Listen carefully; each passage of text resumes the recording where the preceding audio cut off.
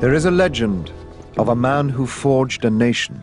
There's only one way for Qin to survive, and that is to conquer! The legend says he was a great warrior and a ruthless tyrant. You've executed him. No, not yet. But he was also driven by an obsession to build the greatest nation on earth. The vision drove him to insanity. Here I am! Oh, heaven! But the vision became China. And he was its first emperor.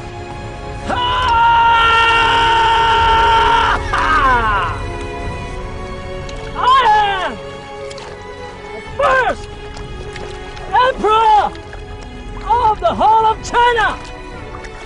Emperor Qin Shi Huang!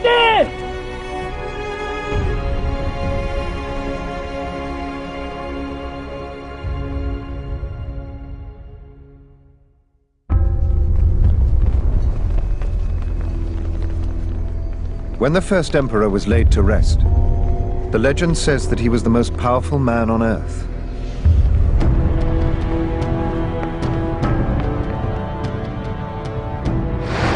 That for 30 years he'd subjected China to the most violent and bloody phase in its history. Yet he achieved the impossible.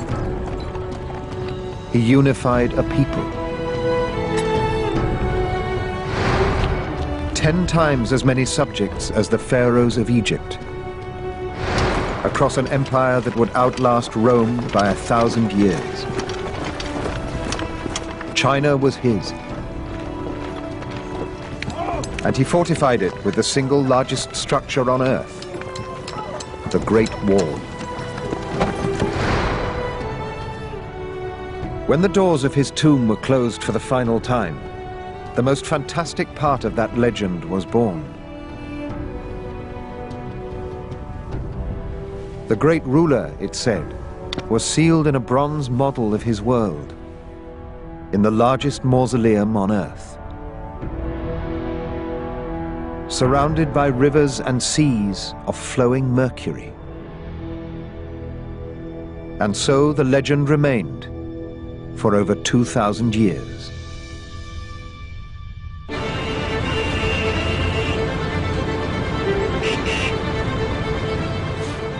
China began, it is said, with its first emperor.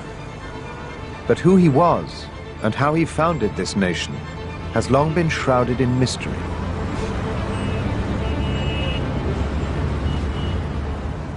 For 2 millennia, the only detailed information came from a single written history compiled 100 years after his death.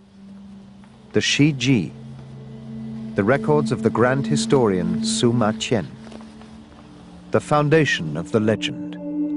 We see the first emperor from many different perspectives, and we're able to sort of recreate the first emperor from the position of his high officials, from those who tried to assassinate him, from the kings who fought against him, even the ordinary person in the street. It's an entire world that Sima Qian has recreated for us. But for 2,000 years, all we had was this text. Then in 1974, archaeologists found the Terracotta Army. It stunned the world. And the greatest archaeological find of the 20th century provided the first real substance to the legend.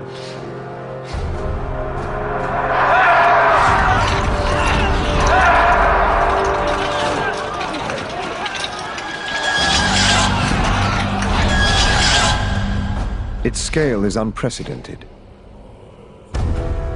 Terracotta figures were known about from other burial sites, but never on this scale. Never life-size, or in such incredible detail. And never an entire army.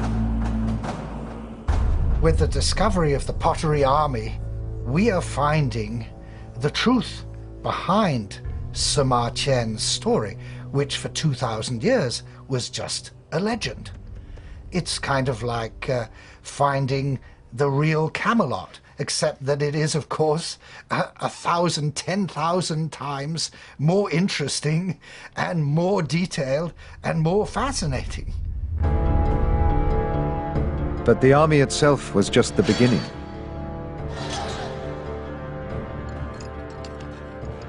The researchers have so far uncovered over 180 separate pits, and they're still digging.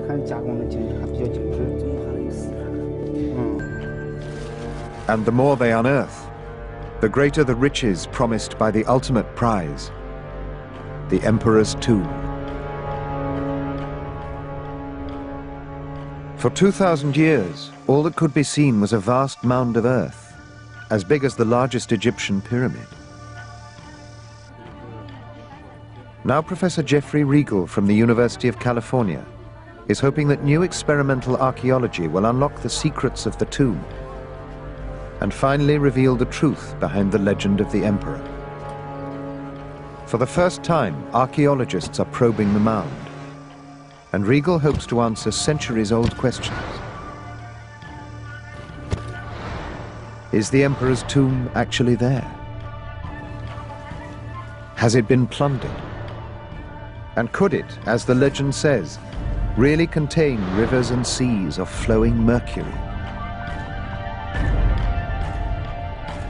And if this turns out to be true, what does that say about the rest of the legend?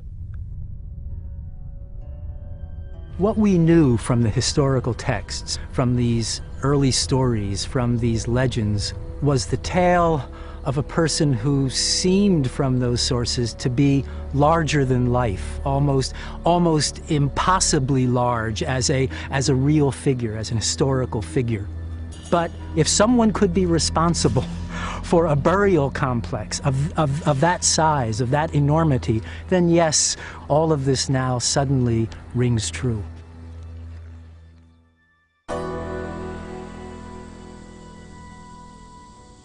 The future emperor becomes king of the western Chinese state of Qin.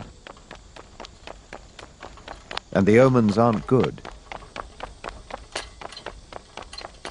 The previous king of Qin has lasted just 3 years.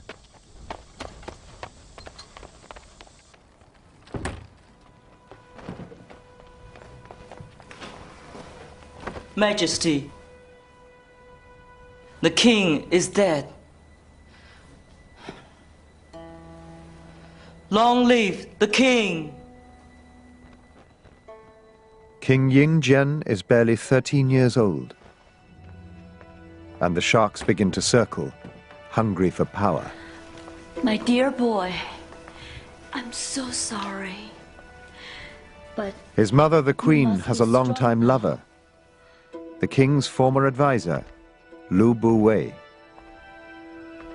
we are here for you.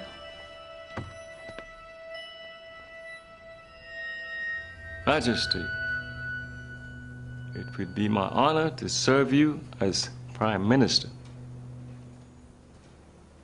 Majesty. Let's not talk about these things tonight. But you should confirm Uncle Lu Bu-wei as your Prime Minister as soon as you can. We all think it's for the best.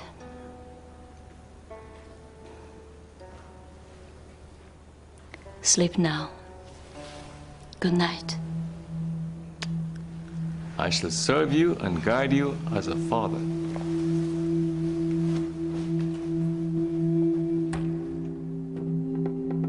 For Lu Bu-wei, this is the perfect opportunity to finally get his hands on the reins of state. You will get him to do it tomorrow, won't you, my dear? Be patient. Then why should we wait? This is our time to rule. all I need is his appointment. Trust me. Good night. Nations like Qin have always been run as a feudal family business by men like Lu Buwei. But there is a revolution coming that will change all that. First here in Qin, and ultimately the whole of China.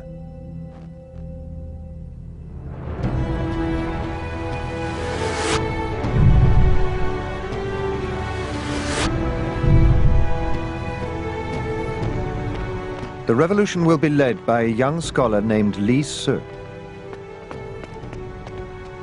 Just months after Ying Jian becomes king, Li Se arrives at his court looking for a job.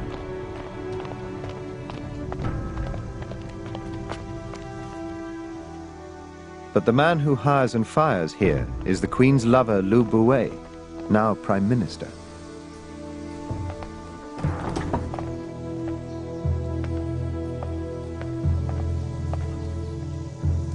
Impressed by Li Se's obvious ambition, he is quick to take him onto his staff. It's an impulsive decision he will come to regret. Sima Qian describes him as a poor young man with extraordinary ambition, as this Machiavellian figure who he sort of implies is the person who wants to run the entire country. And he stops at nothing to get to that position.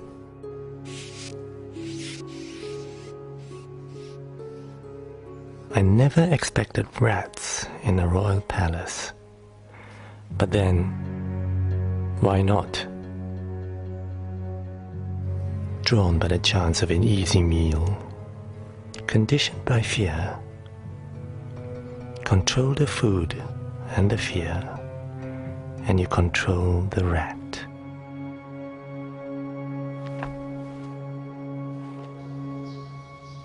Same everywhere. Prime Minister Lu Buwei allows Li Se an audience with the young king without bothering to be present. We are the strongest state within the seas. By taking advantage of our own strengths and the weaknesses of our enemies. Surely, with the power Qin has at its disposal, it would be possible to completely wipe out the feudal lords, uniting the whole world under one rule. This kind of opportunity, sire, only comes once in 10,000 years. Yet destiny rarely ever creates a man great enough to take advantage. But I believe the great ruler is you, Majesty, and the time is now. Li Se awakens in Ying Jian a realization that real power is his. He just needs the courage and the vision to use it.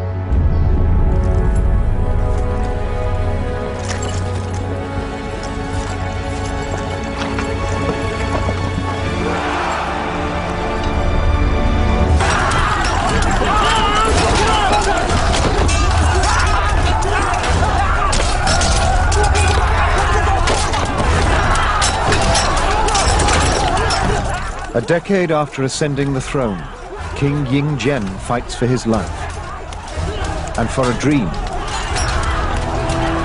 to forge a new nation, China.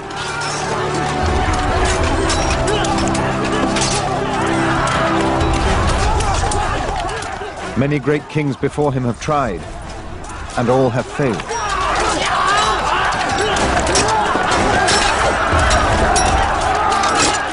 But this time will be different. Because Ying Jian is different.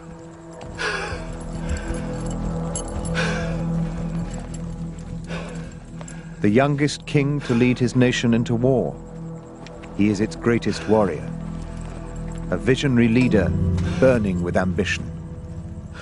If anyone can unify China, it is him.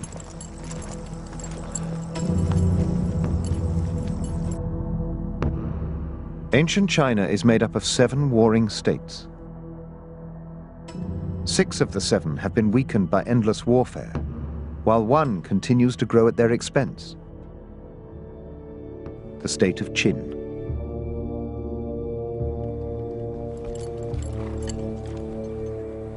Well, you've won! In its campaign against the state of Zhao, the Qin army has taken over 10,000 prisoners. The rules of war are explicit. Prisoners must be cared for. And the day is yours!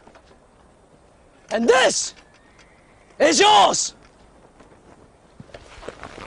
But that would slow down his campaign. You want to know what to do with it?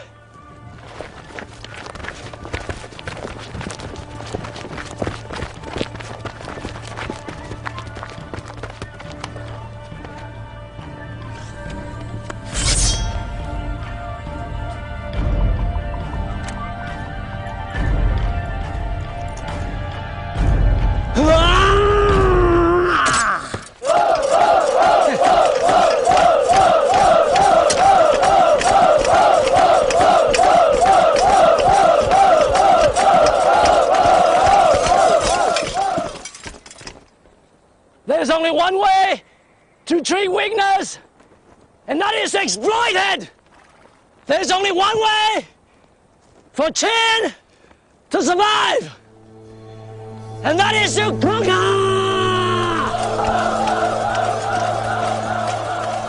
All 10,000 Zhao prisoners will be executed.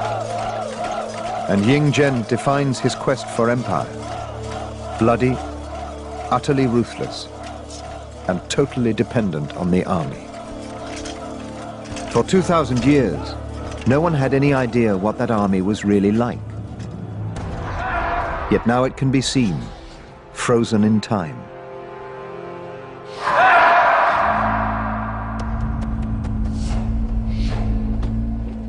For Geoffrey Regal, this is an opportunity to answer his first great question about the emperor's meteoric rise to power.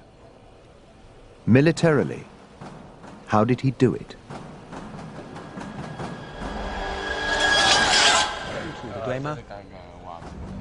Joining Regal is Dr. Yuan, who has devoted his entire career to understanding these enigmatic figures and the military power of the first emperor.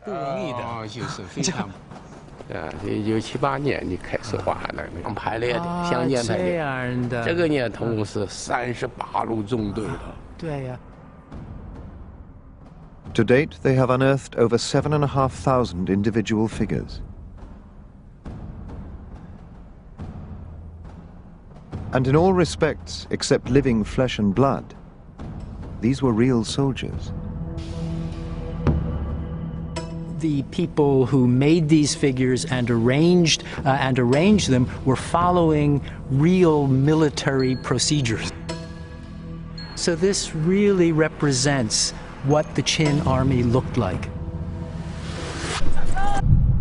This gives us an idea of Qin military formation and the way in which the Qin army was actually put into the field. The big surprise was that the front 3 lines were highly mobile infantry. It appears these were the emperor's shock troops.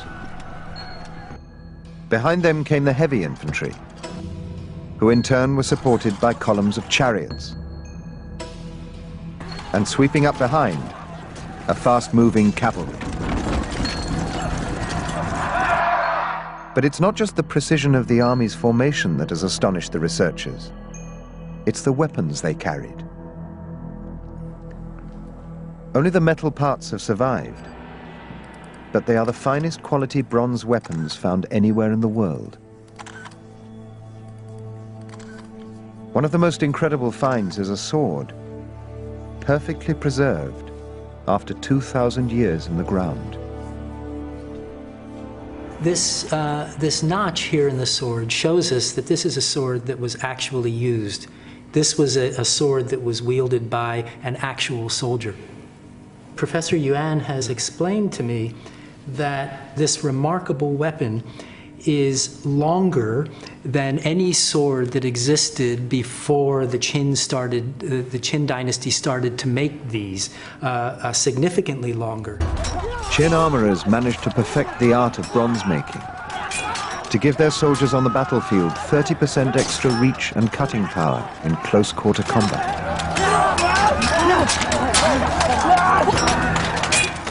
And there is new evidence that shows quite how seriously the Qin took their ability to wage war. Oh, a Qin halberd, part of the bronze assembly at the top of the halberd. 这个有文字吗？应该文字啊，这是什么？很长的文字。很长的文字，这个是什么文字吗？5年，相邦吕不韦造。This has an inscription. What it says is that in the 5th year of the King of Qin's reign, the Prime Minister of State, Liu Buwei, had this halberd made. That's a guarantee of its quality, I suppose, and that it was made to a standard, so that he himself was being held accountable for the effectiveness of the weapons that the soldiers were carrying into battle.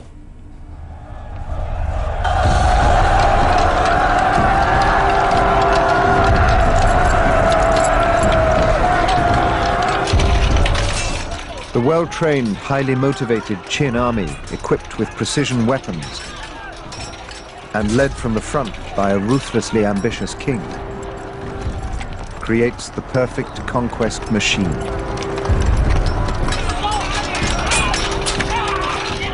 Within 7 years, Yingzhen captures 13 cities from the state of Han, a further 20 cities from other states, and repels a combined force intent on stopping him in his tracks.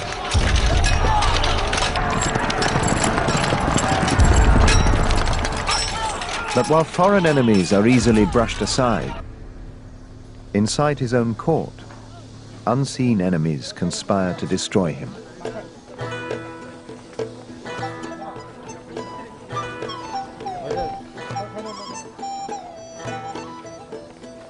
The official history records Yingzhen's coming of age as the defining moment, with the entire court assembled in celebration.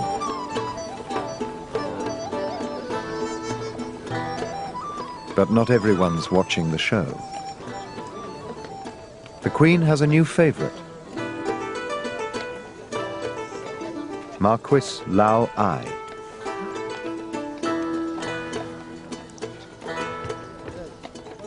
In the eyes of the court, Lao Ai is a eunuch, which is an odd choice of companion for a woman with a history of important lovers. But Lao Ai is no eunuch. He has fathered 2 sons by the Queen, who have been raised in secret. And he intends to place one of them on the throne.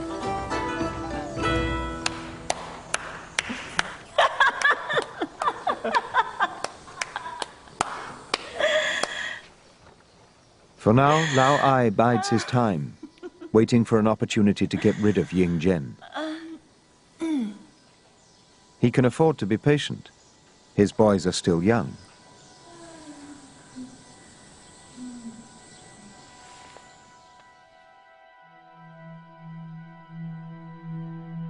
But young boys get sick.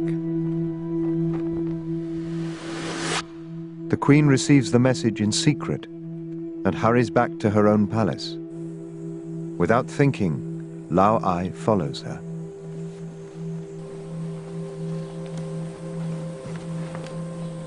Well?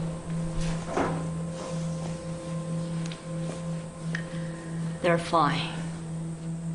Nothing wrong with them. Indigestion. Good. No, not good. In fact, very, very far from good. Fools, idiots, all of them! You're more stupid than them all! The Queen's palace is well outside the royal court, but increasingly within range of its many ears. thought they'd been poisoned or something. I was concerned like you. They're my boys. Well, we'll just see that then, shall we? King Yingzhen's spies are expected to pass back every crumb of information from every source, even the royal family. I'm sorry. They're everything to me. You're everything to me. I'll do anything to keep them safe, to keep you all safe. That's not enough though, is it, Lao Lai? Not now. Not after this.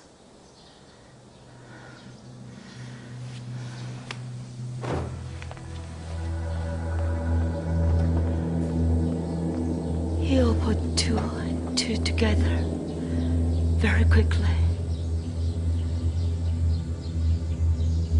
They'll come. They'll come.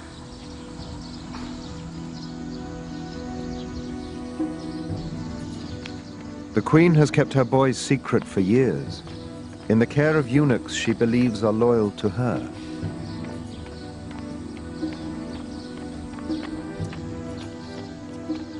But loyalties change quickly.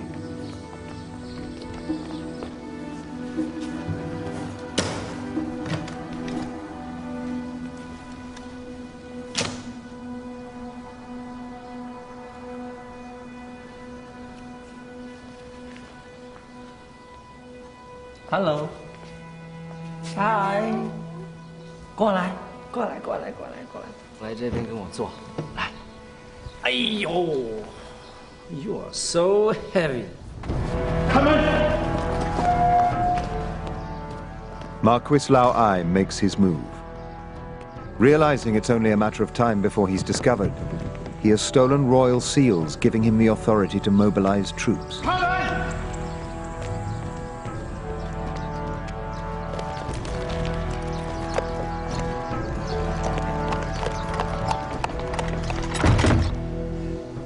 So you think you'll make a good king?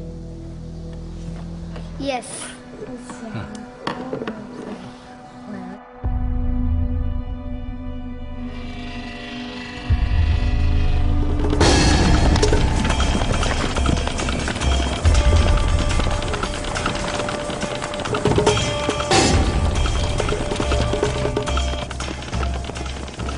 District forces under Lao Ai's command approach the palace.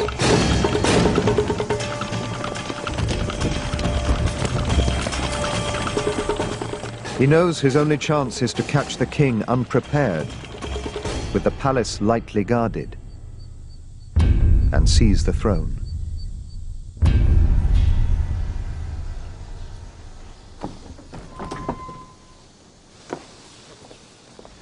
Palace security is the responsibility of Prime Minister Liu Buwei, and he has just discovered Lao Ai's real intentions. What is it? The royal seals are missing, Majesty. The ones used by military commanders. I strongly recommend that we put all palace and regional forces on high alert. Really? Lao Ai has disappeared. It seems he may have taken the seals. If he is able to mobilize troops, the state could be at risk. Why would he do that? Why would a Marquis threaten us? What could he hope to achieve? I don't know, Majesty. What would a eunuch do with the throne? Even if he had it, who on earth would he leave it to? Eunuchs don't have successors, do they, Liu Buwei? Except, of course, this one does. 2 pretenders to the throne, courtesy of my mother. Some eunuch. I thought years ago he was castrated on your orders, I believe. I find the man responsible if I were you and have words with him. Now, if you don't mind, I think we have a rebellion to crush.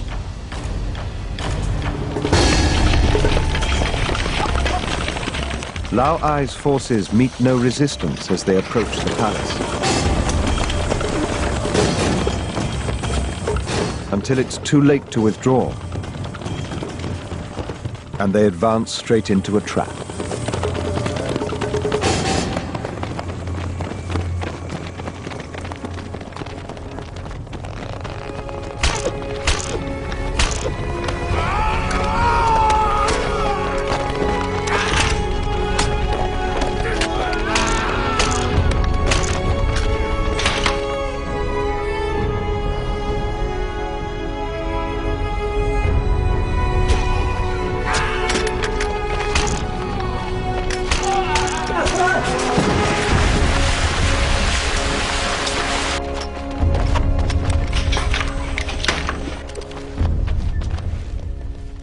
Lao Ai's forces are annihilated, and he is taken prisoner.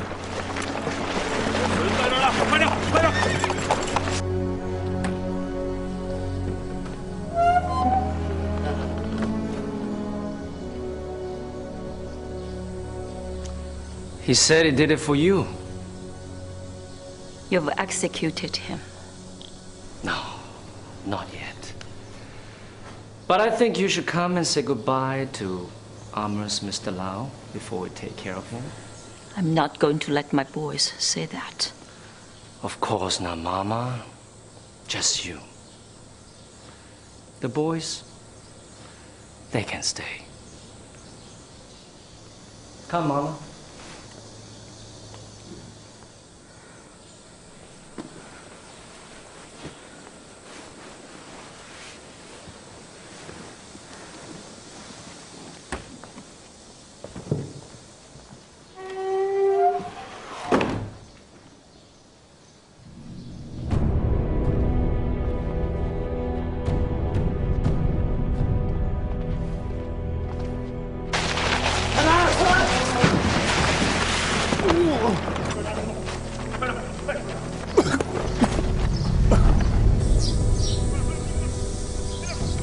Why didn't you tell me? About Lao Ai. About Lao Ai, your boy. I'm not the first queen to take a lover. You've done more than that, Mama. Lao Ai's execution is designed to send a very clear and deliberate message. Soon to be reinforced by killing every single member of his family.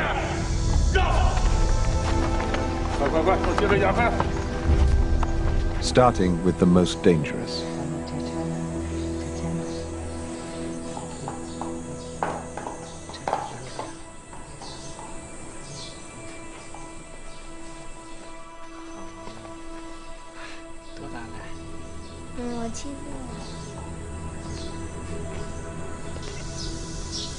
And the boys? Lao Ai knew you see them as a threat. They are not. Not now.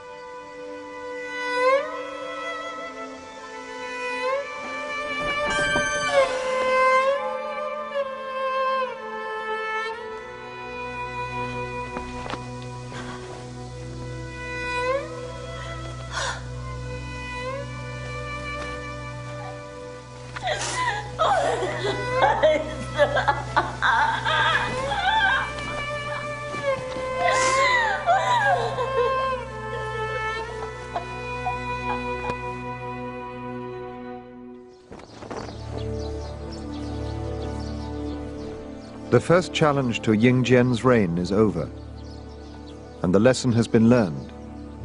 Ruthless control becomes the standard treatment for all, including his own family. His mother has conspired against him, and her sons have paid the price. Now Ying Jian is about to add his prime minister to his long list of victims.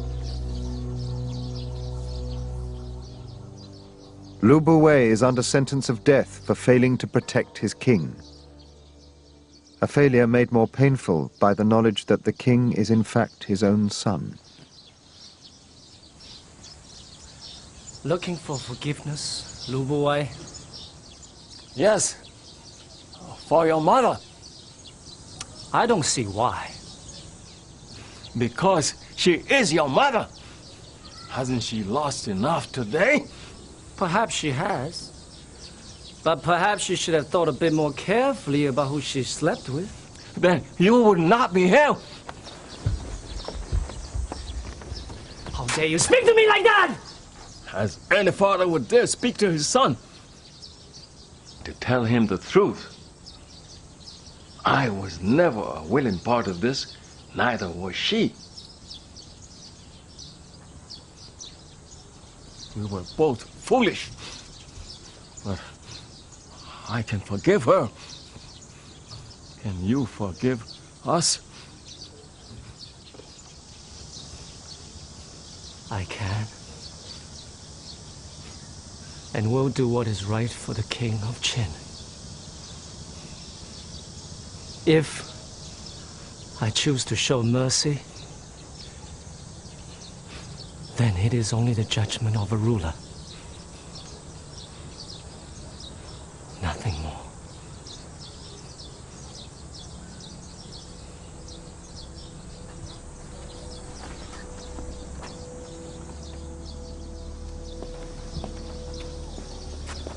The Prime Minister is exiled from the king, his son, and the king's mother. Both parents' lives are spared. But within the year, Lu Buwei will commit suicide, a disgraced and broken man.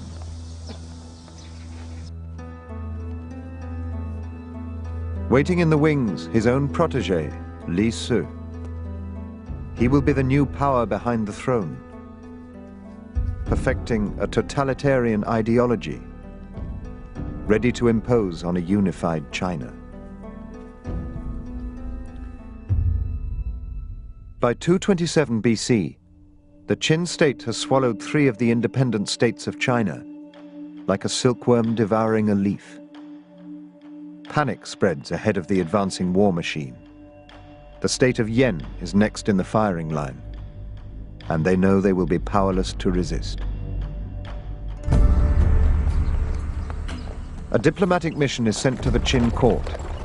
Its aim, to halt the advancing bandwagon in its tracks. They bring peace offerings to King Ying Jian. The first is a map of Qin's conquests, guaranteed to flatter the king. The other gift is the head of a renegade Qin general, returned as a sign that Yen will not harbor Qin's enemies. But the men carrying them are no diplomats. They are professional assassins, and neither expects to return from the mission.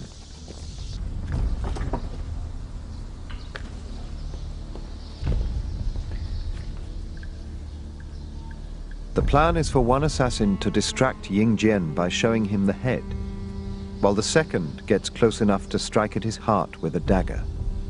Bring it up.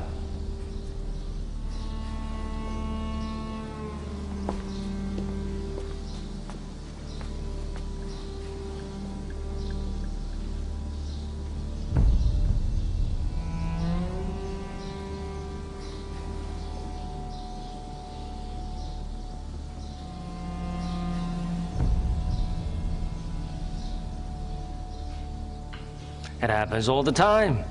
Stage fright. Bring me his gift, Let him wait outside.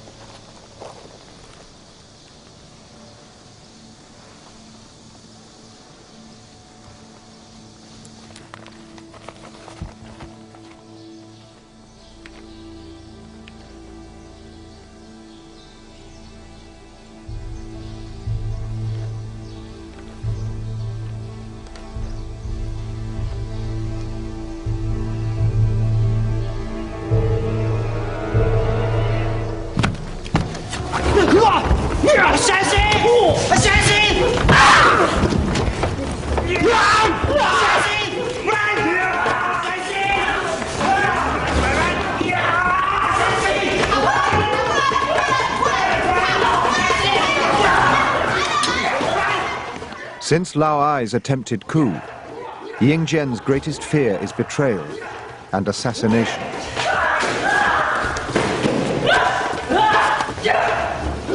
Now no one in court is armed except him. And no one except him can summon troops.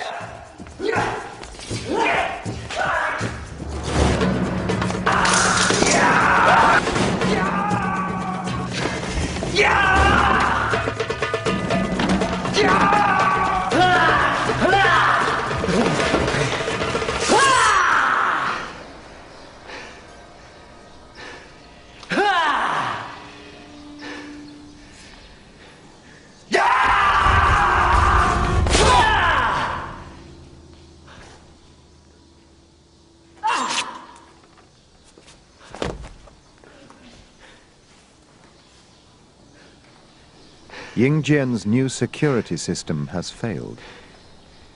The great conqueror, the invincible king, was inches from death. And he knows it.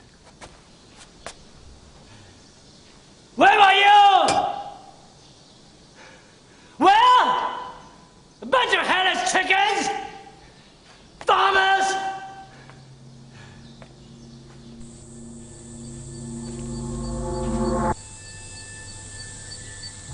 From now on, paranoia grows in Ying Jian's mind.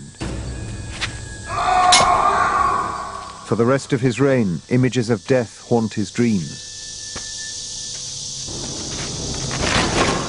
It isn't so much the act of dying he fears, but the realization that he is filling the spirit world with the souls of those he sacrificed. Souls who will all, as soon as he is dead, seek terrible revenge. There is only one thing that can protect him in the next world: a spirit army.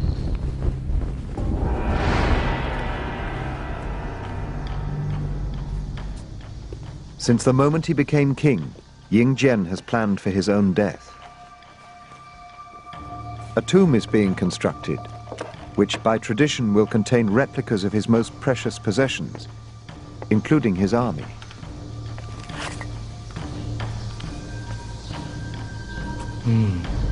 Good. That tradition will continue, Very good. but on a scale no one has ever seen before. How big is this supposed to be? Well, it's a simple question. How big is this going to be?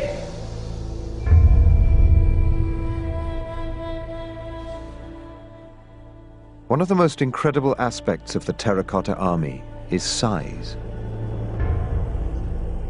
Not just the army itself, but every member of it. Each figure measures nearly 2 meters tall, an army of giants by the standards of the time. Chinese kings were known to bury miniature terracotta soldiers as spirit guards for the afterlife. Never a full-sized army with state-of-the-art weapons. He felt that in death, that the spirits of his enemies might actually attempt to attack him, and so he needed a spirit army. These clay soldiers whose very substance would last forever, he would need them in order to protect him from these spiritual enemies that he'd had before. But it seems even the terracotta army was not enough.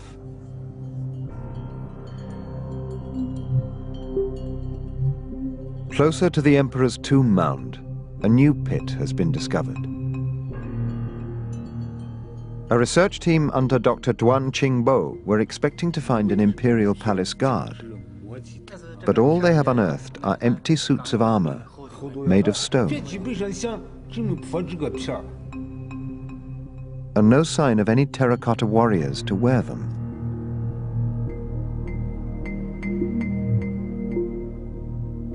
Riegel believes the evidence points to an emperor more and more obsessed with death and betrayal.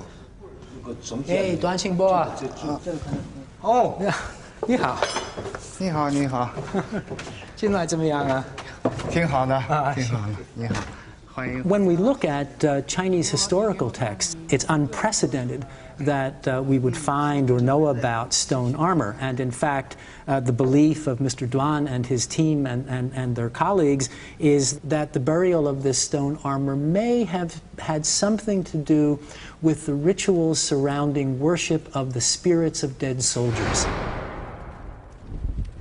who suffered violent deaths, whose bodies then could not, were torn apart, could not undergo the proper kinds of burial ritual. They didn't have, in the Chinese definition of things, a happy death. So something had to be done for them, because otherwise they might become vengeful spirits. They might turn against the first emperor himself. So here, in this pit, something is being provided for them.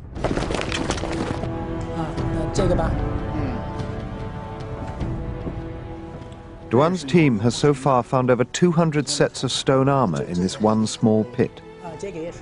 But this excavation is just the corner of a pit as big as the terracotta army.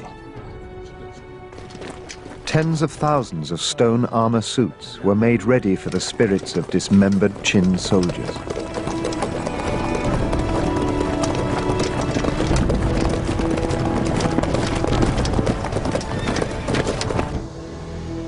By 223 BC, Ying Zhen stands at the brink of achieving his ultimate dream, the unification of all China.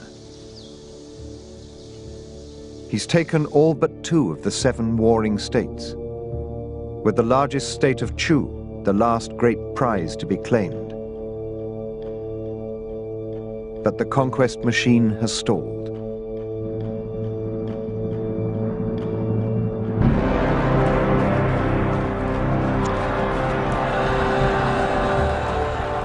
The Chu army has destroyed his first invasion force, and they're more than ready to do it again. Now 500,000 Chu soldiers threaten to end Ying Zhen's dream of empire. In a desperate bid to overcome them, he commits everything he has. New provisions, better weapons, and 500,000 more men. Now 2 vast forces of equal size face each other, and the fate of China hangs in the balance. – 223 BC.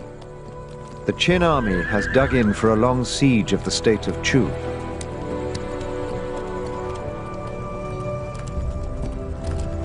It prompts the Chu generals to reconsider their advanced position.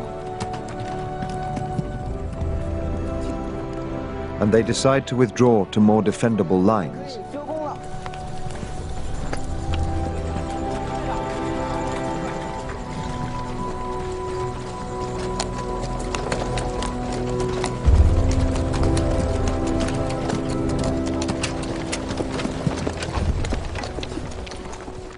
But the Qin encampment is an illusion. The entire force is primed and ready to move.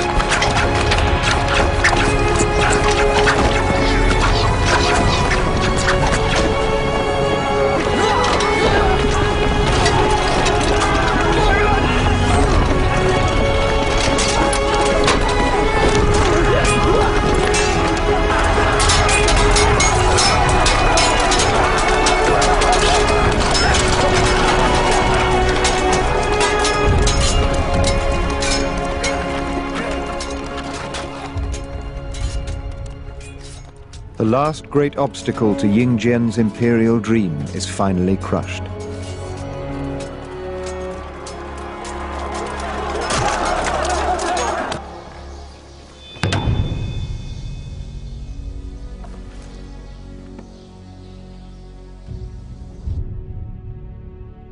The sole remaining independent state of Qi succumbs without a fight. By 221 BC, the ultimate prize is won. Qin is now China. His China. At the age of 34, Ying Jian is crowned with a veil of stars, symbolizing the divinity of China's first emperor.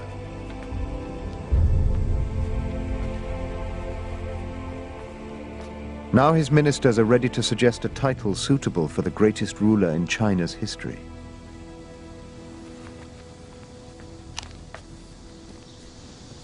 Your Majesty, we, your ministers, have deliberated for many weeks. There are precedents upon which we can draw for the title for such a great ruler as yourself. Of old, there were the celestial sovereign, the terrestrial sovereign, and the great. Am I not the first great sovereign emperor, august ruler of the whole of China?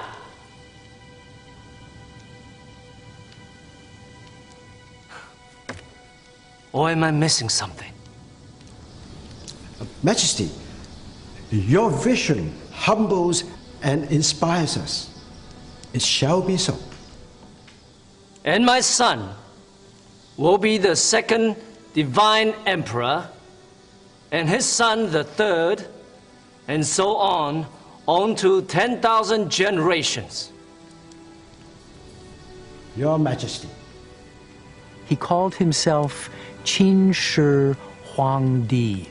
Literally translated, this means he was the first august god of the Qin.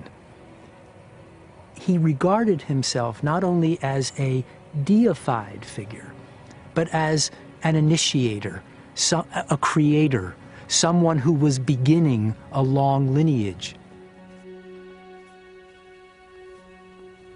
And so, with the help of his chief minister, Li Si, the first emperor, Qin Shi Huang, put in place a system of governance that would long outlast him. Li Si, who arrived as a young scholar the year the emperor came to the throne, has now become the power behind it. For 20 years, he's perfected a system which will totally sweep away China's feudalist past.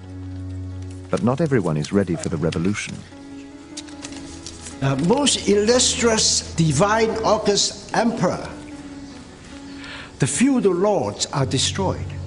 May we recommend that the sons of the imperial household be established as the new feudal lords. Everyone expects that with unification, the feudal order will continue, with power and privilege taken from the emperor's enemies and given to his family and friends. Your divine purpose. May it please His Majesty to give his consent. But they are in for a shock. Li Su. Only Li Su has correctly read the new political climate, because he created it.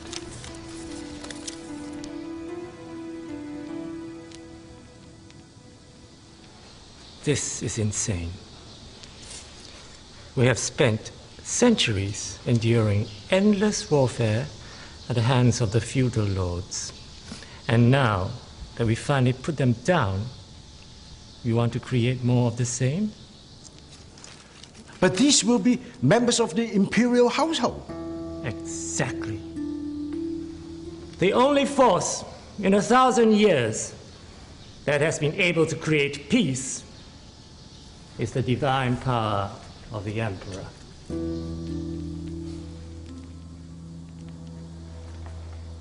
To maintain peace, this force must remain undiluted by family ties.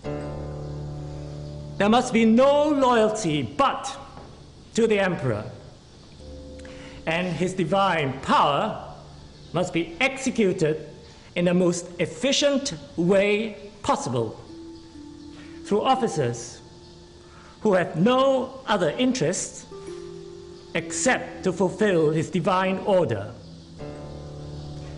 Without this, the chaos and warfare will return, which, of course, we do not want.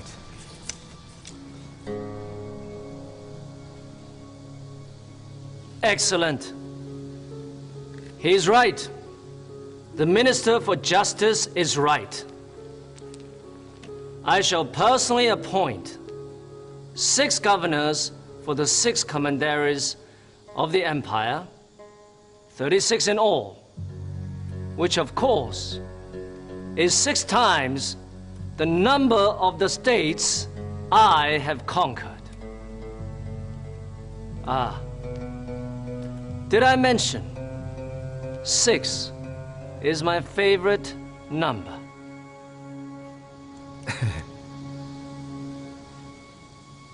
Li Su's totalitarian philosophy is called legalism. And there is evidence that shows how total the power of that new regime became. Professor Roel Sturks has been deciphering a series of legal texts from the tomb of a minor official in the distant reaches of the new empire. The text set down rules that governed every part of every citizen's daily life, and the punishments for transgression. If you look at the punishing system in the Qin legal system, then physical punishments that include mutilation, tattooing, for example, tattooing the body, tattooing the face, cutting off parts of the limbs, these were traditionally among the most severest punishments. For example, there's one provision here that says if you have 2 people, text says, fornicate, then they ought to be sent off to the market, which is a polite way of saying that they will be beheaded on the market square. So even private life here is part of sort of the tentacles of Qin law, now to be universally applied to everybody who was a subject, of this new world order called the Qin Empire.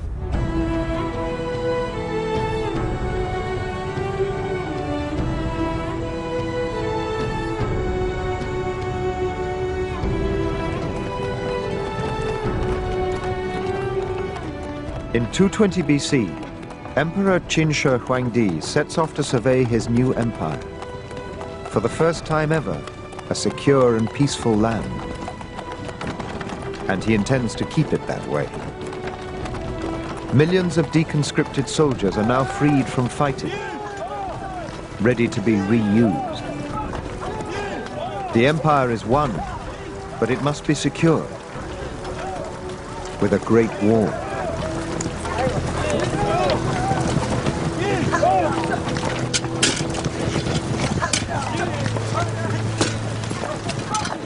centuries, the northern edges of civilized China have been ravaged by nomadic tribes.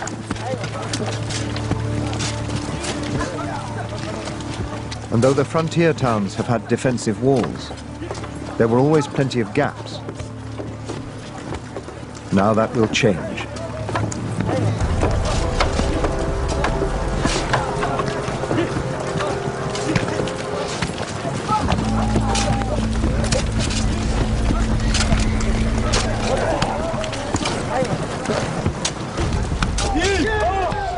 With the major wars over, labor is plentiful, and building begins on the greatest engineering project of the ancient world.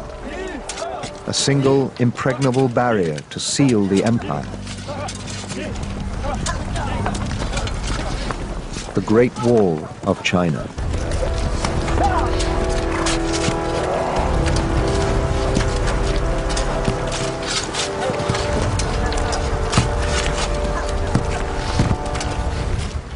Made of compacted earth, it is 10 meters high and 5,000 kilometers long. At its peak of production, the records say over 1 million people are enslaved to build the Great Wall.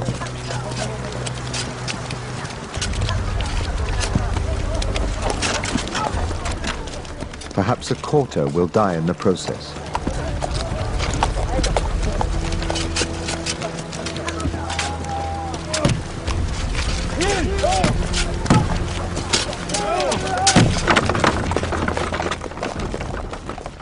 And the emperor's demands on labor keep on growing. With the empire secure, he turns his eyes to the fulfillment of his next great vision. A tomb befitting the first divine ruler of all of China.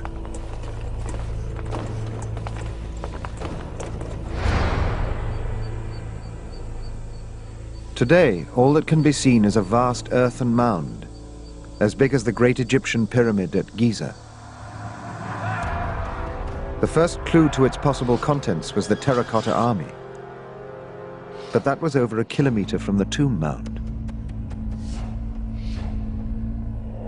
When archaeologists dug into the space in between, an incredible world opened up. To date, they have found over 180 separate pits, containing so much more than soldiers.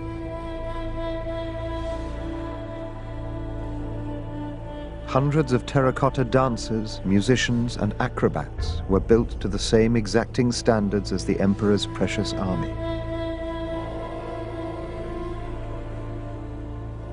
And the imperial craftsmen, freed from making weapons, created perfect birds to stand in the artificial lakes of buried gardens. And perhaps the most exquisite bronze artifact ever found, a half-scale model of the imperial chariot to convey the emperor in his underground world.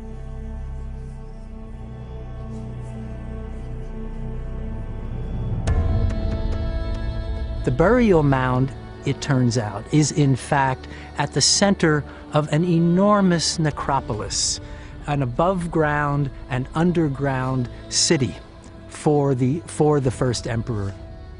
It would provide him, it would continue to provide him with all of the trappings of power, with all of the protection that someone of his status required. But there was no way to see the ultimate symbol of power, the tomb itself. Again, it was the official history that provided the only clue.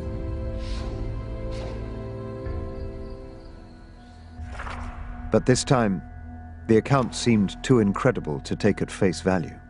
令将作记录时有所权尽者，既设之。The emperor sent more than 700,000 convicts to dig down through 3 rivers and fill it with bronze. On the floor of the vault, there was created a map of his entire empire, all of China.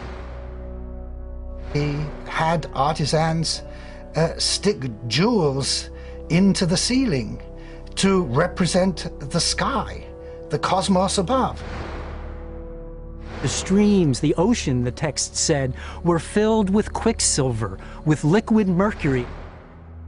He had some kind of machine which circulated that mercury to imitate the actual flowing of the waters. That it would be a kind of water clock, a machine, and that as long as it kept running, the emperor would continue to exist in his enclosed world. A bronze tomb filled with liquid mercury. The idea seems beyond fantasy. The weight of the mercury alone would be thousands of tons. Even though China had mercury ore in abundance, how could one man command such resources? And could it be proved?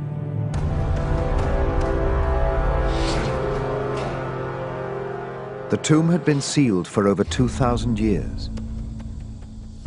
But there was a way in.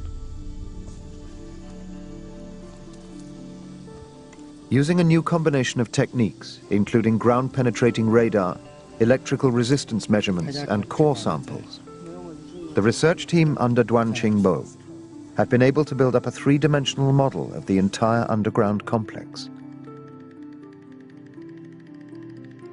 Beginning with the outer walls of the necropolis.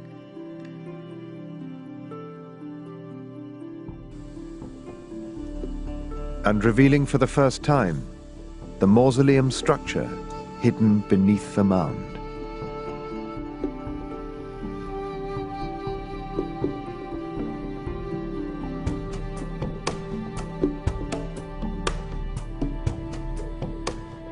The first surprise was that the mausoleum appears as a vast divided pyramid, with passages leading to the tomb from the east and west.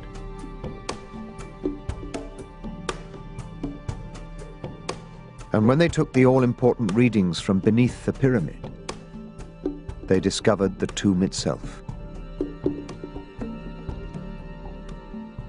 Seen here as a clearly defined area in blue. A space hermetically sealed for 2,000 years. It measures as big as a football pitch. And though at first the pyramid appeared to be a closed structure covering the tomb, the roof of the tomb was in fact exposed to the sky.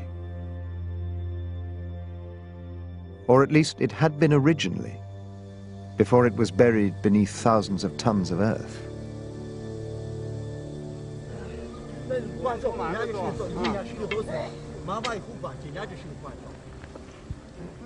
Duan and his team have been probing the tomb mound for almost a decade, tracing the shape of the pyramid beneath their feet with a series of over 4,000 core samples. And each one, Regal realized, could potentially hold an incredible piece of evidence direct from the tomb itself. Because if there was ever mercury there, over the centuries, mercury vapor might seep through the roof of the tomb and into the surrounding soil, where, Regal hopes, they may be able to detect it.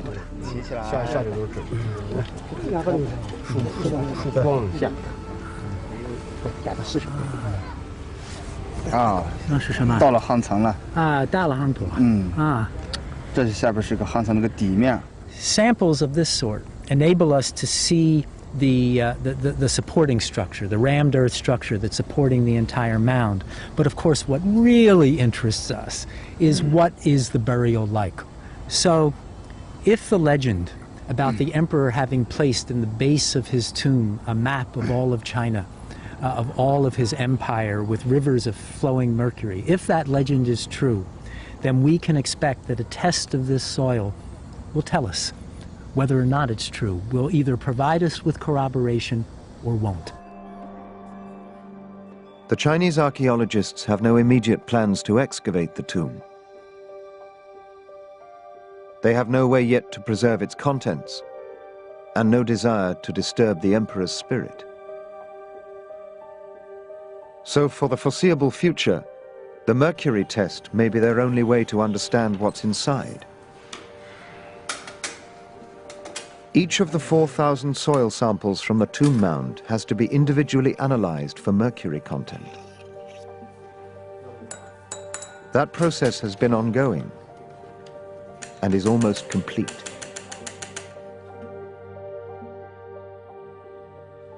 By 219 BC, the tomb itself is well on the way to completion. But the man it is intended to house suddenly has a change of heart. No. No. The idea of an eternal afterlife, however grand, is no longer enough. I will live on. I will live on.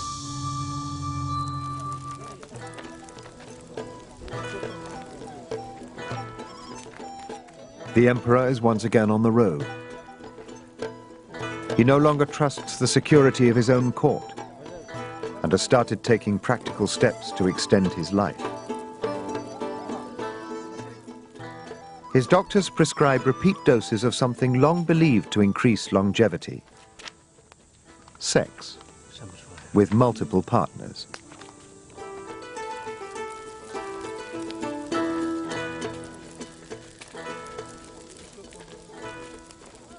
Meanwhile, his new court physician, Zhu Fu, has suggested something more chemical. A substance whose eternal properties are thought ideal for the emperor's tomb. Properties Zhu Fu hopes will keep him out of that tomb indefinitely if consumed. The mystical substance, mercury. Have you got it? Yes, Majesty. Will it work? Majesty, all the world's alchemists agree that mercury is highly indicative of increased longevity. How increased? Sire, as with sex, given the right application, it can help. A lot. How much longer one can expect to live is not guaranteed. Then what is?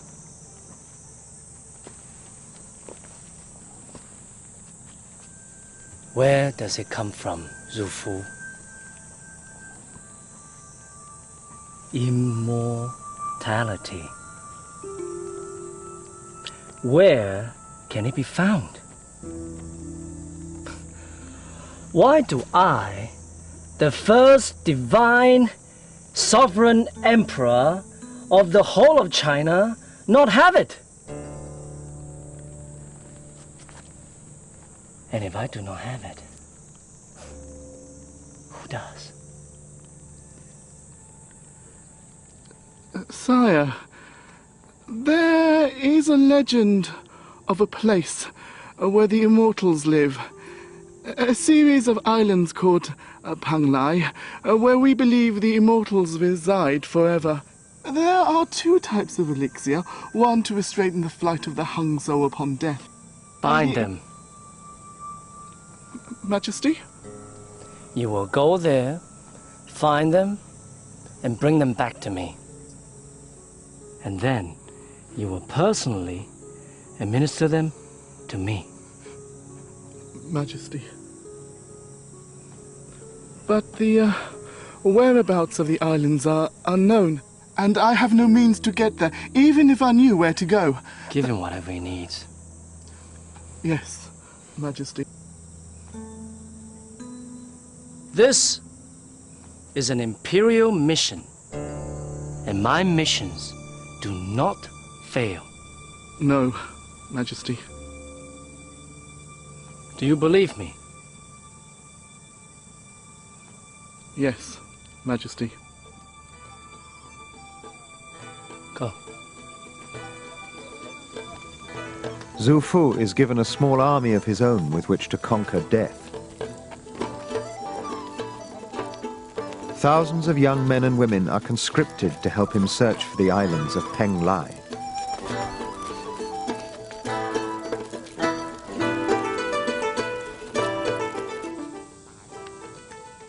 Meanwhile, the emperor takes his first course of mercury pills.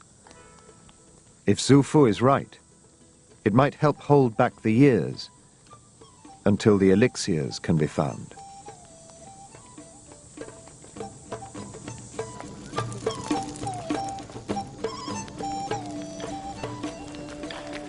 But rulers rarely die of natural causes.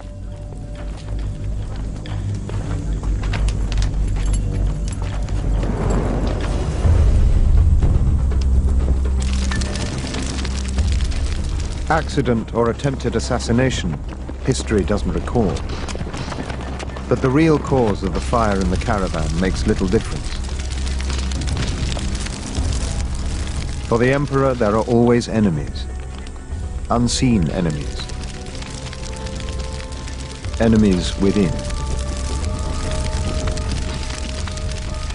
He starts to withdraw further into his own world. And there are some who are more than happy to keep him there.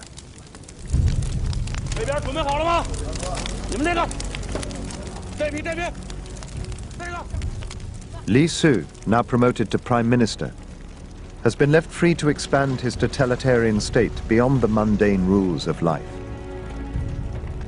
He decides it is now necessary to control thought.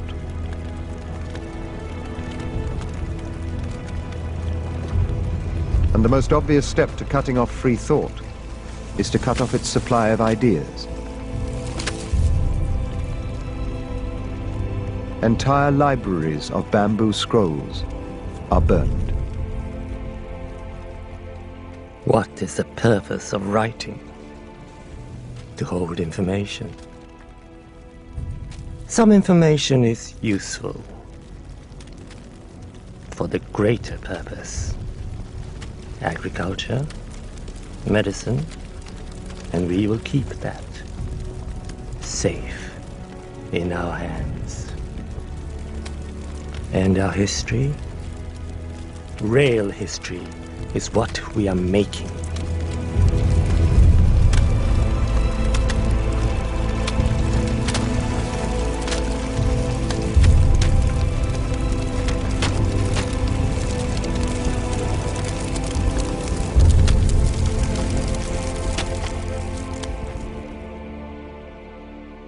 Meanwhile, the emperor's contact with reality is being loosened still further.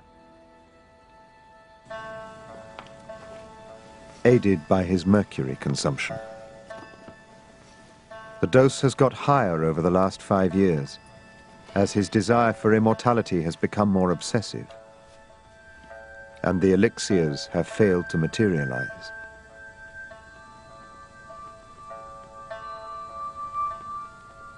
But far from prolonging his life, it's actually having the opposite effect. Take it away. Liquid mercury was known to Chinese alchemists as the only substance that could dissolve the eternal, incorruptible metal, gold. To the ancient mind, it must have seemed like a supernatural substance. There was nothing like it. I mean, the natural inclination is to think it has some power, that maybe if you took it into your body, then it would pass this magical property onto you and even perhaps help you prolong your life. But not in its liquid form. Pure mercury cannot be absorbed by the human body. So the Chinese alchemists made soluble compounds they knew were easily digestible. And this, it is believed, is what the emperor took for years. The more he took it, in whatever form he was taking it, the more dangerous it was going to become. As more and more mercury is absorbed into the body, then it begins to attack the nervous system. So slowly you'll get a slight tremor, and that will get worse and worse. But the damage that's really being done to your body is in the brain. Begin with, you become talkative. Later on, you become slightly aggressive. People became very confrontational. They were obsessed with being watched. But eventually, of course, it becomes total paranoia. This is from Gangju.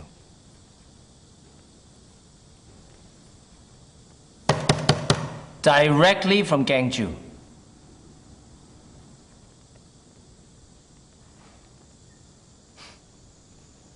Well, how do they know where I am? Well? Anyone revealing the Emperor's whereabouts is under instant sentence of death.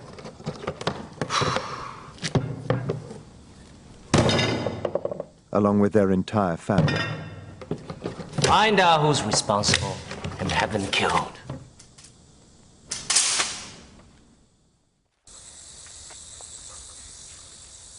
Seven years after Qin Shi Huang began his quest for immortality, the mercury is starting to poison his body as well as his mind. Among other things, his kidneys are beginning to fail.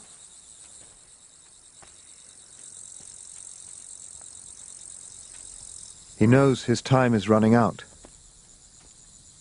and there is only one place left to turn to save himself.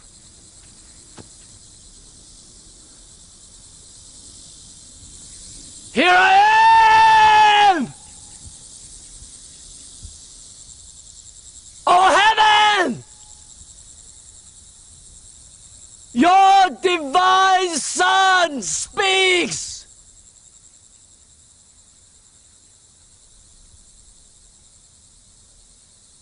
You see? The world is united at last! I erase doubt, establish law. I punish disorder and bring calm to the four corners of the earth. And now, all under the sun and the stars are of one mind. Mine. All guided by one single will.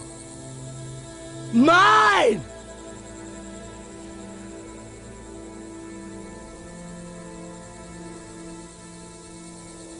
And one day, I shall be gone. I shall be gone.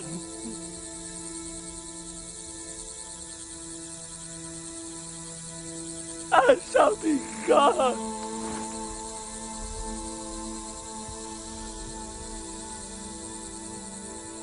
Give me that divine power.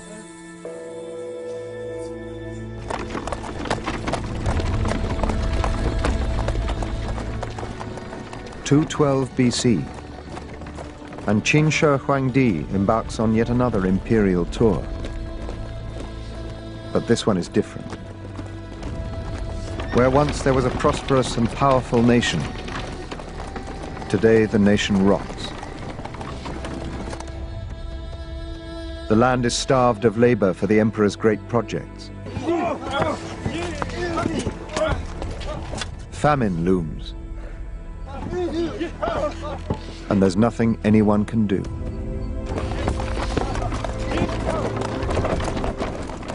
The legalist system takes orders only from the top.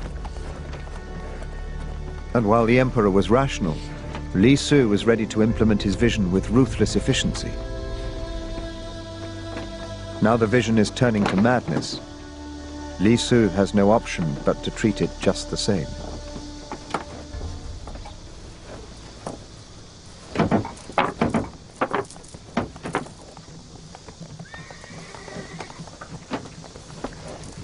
Li Su?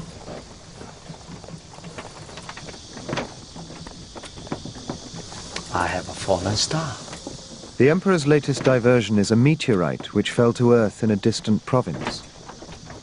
To Qin Shi Huang it is a sign that his call to the heavens has been answered. Do you know what it means? No, Majesty. This is a divine message.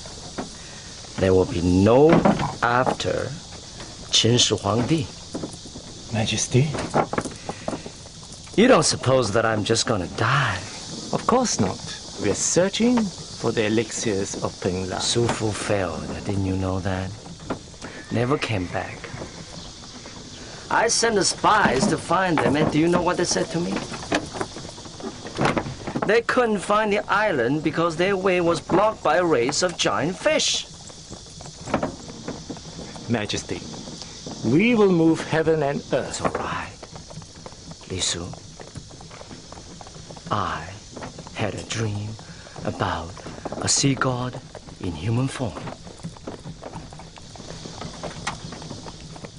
Me. I am the sea god.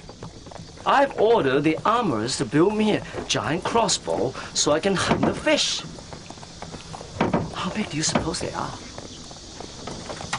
In the sea. Yes, that's where they live.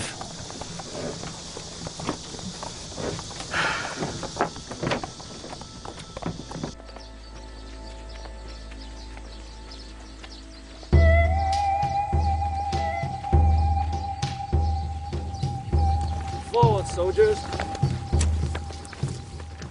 The historical records say the emperor reached the island of Zifu on the coast of China in the 10th month of 210 BC.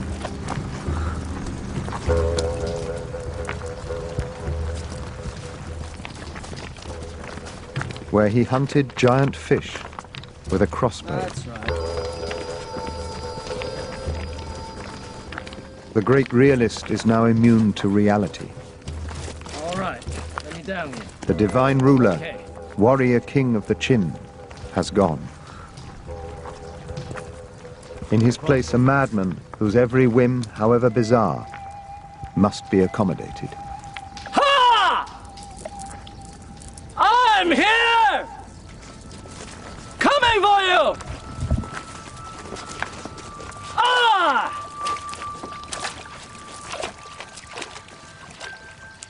I am the first sovereign emperor of the whole of China! Emperor Qin Shi Huang! And now, I command you to let my people pass!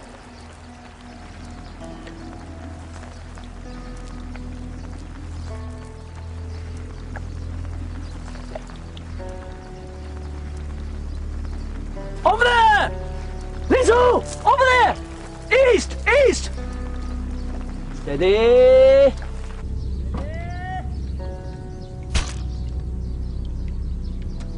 I got it!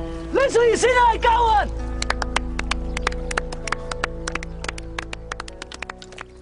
While the emperor plays in a world of his own, his advisors plan what to do with his empire. Once his poisoned body has gone the way of his poisoned mind. Whoa! Yo! Two! Li Su! The emperor's eldest son is his natural successor, and he's known to be as strong-willed as his father.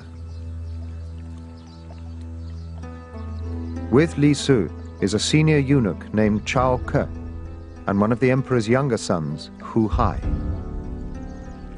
An altogether different proposition. If we let things proceed by natural order, we'll get another pig-headed maniac.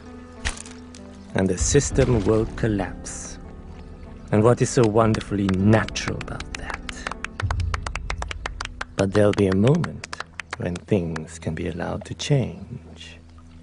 There always is.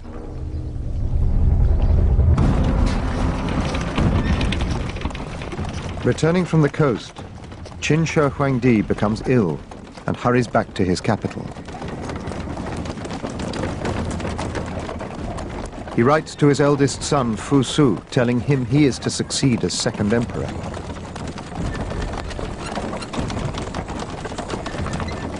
But the imperial convoy never makes it home.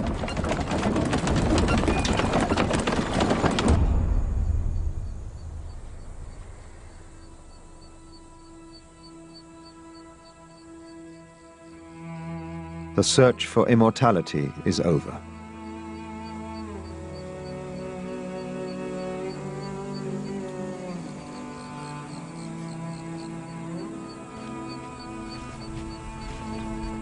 Majesty.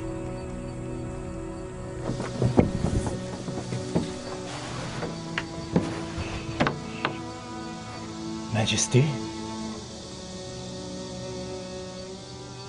The great empire has lost its maker. At the age of 50, Qin Shi Huang is dead. The state is rudderless.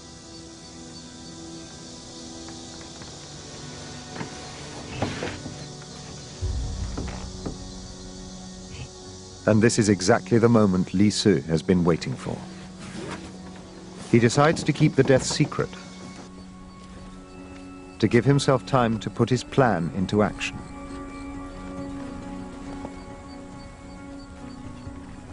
They know the letter to his son was written,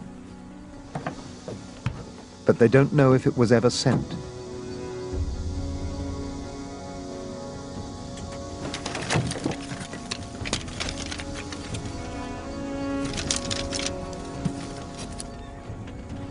Their luck is in. The letter is still there.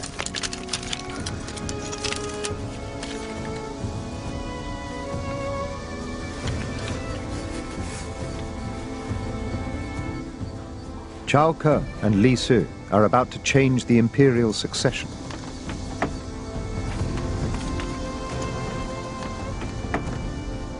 And it will bring the empire to its knees.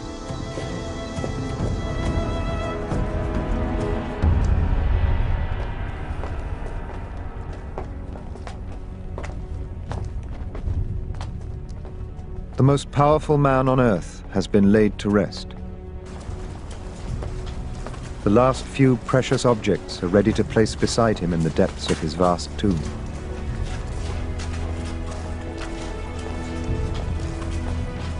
But while the formal rites proceed according to the emperor's wishes, outside in the imperial city, a power struggle is underway.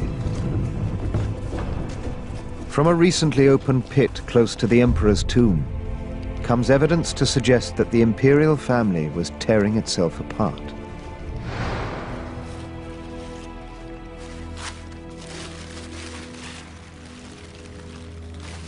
Professor Yuan thinks that the death of this individual was very much linked with the struggle for succession after the death of the first emperor. What is remarkable is that there's an arrowhead embedded in the base of the skull, here, behind the ear. It looks as if this is a person who was shot at close range. That means, of course, that this was no accident. This was an assassination.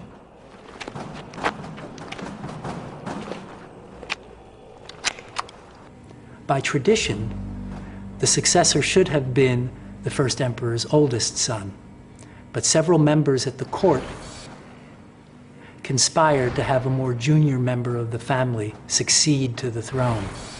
After the junior member became the second emperor, he then saw to it that those who had opposed him, his brothers, his sisters, more distant relatives who were all members of the Qin imperial house, all of them were then killed.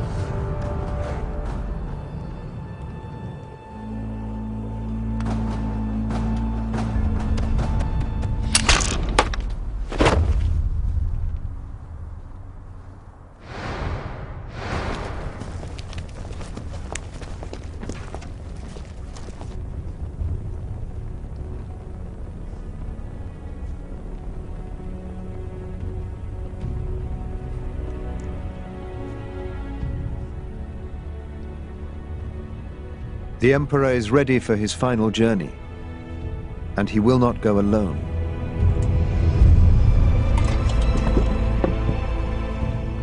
While his chosen successors are being assassinated, hundreds of his favorite concubines prepare to make their final act of devotion.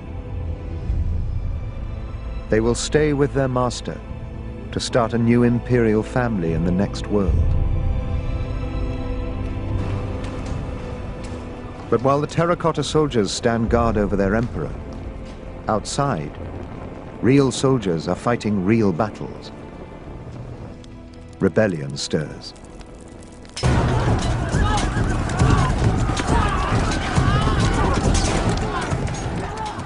And there is evidence that graphically shows how far that rebellion spread, right into the compound surrounding the emperor's tomb. The stone armor reserved for the emperor's dead soldiers shows clear signs of an intense fire that swept through the burial pits.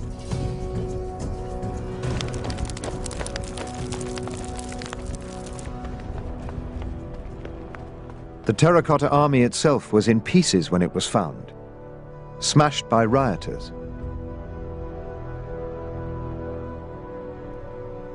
The one area the rebels would never reach is inside the tomb. This is the emperor's final resting place, and he must never be disturbed.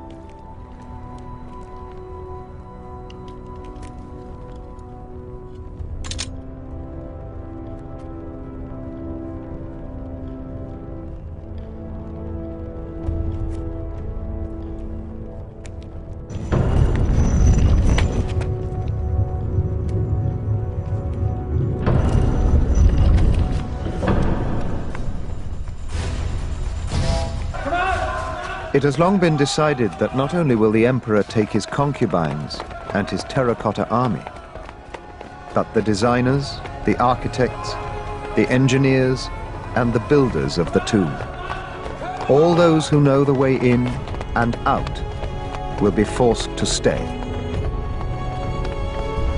Hundreds are sealed inside the tomb, and all its secrets will stay secret. All except one. The legend of the rivers and seas of Mercury.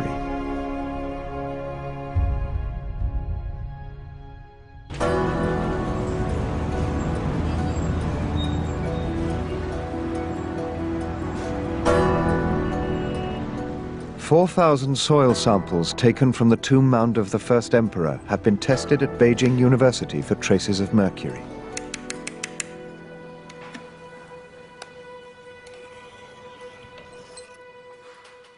Now Geoffrey Regal is about to see what could be the greatest revelation since the discovery of the terracotta army.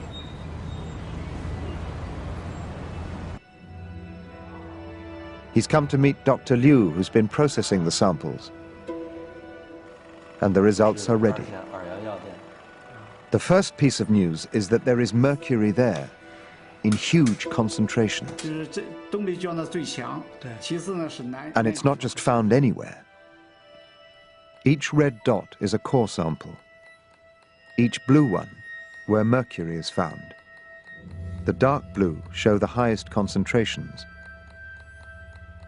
And all of it within the actual tomb. Oh, well, this is an extremely interesting map. This concentration here corresponds to Bohai, the sea that we know the first emperor visited in his search for immortality. This concentration in the south and southwest would correspond to the great marshlands, the great wetlands of the southwest, and the Yangtze River. It's just startling, in fact, that one would find, confirmed so neatly, one would find such a striking and exact correspondence between scientific evidence and ancient legend. So, yes, indeed, just as described 2,000 years ago, when the first emperor had his underground palace created, he did indeed have a map of his empire. He did indeed have all of the rivers and seas represented, and those rivers and seas flowed quicksilver, liquid mercury, forever.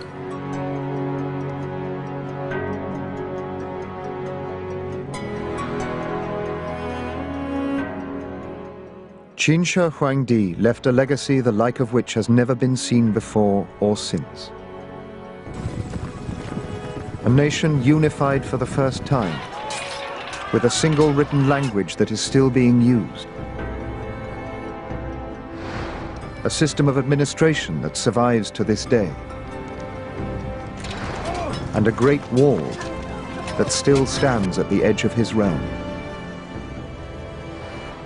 But more than anything, Qin Shi Huang created the idea of China, a people and a land as one. Perhaps his desire for immortality was realized after all. Here I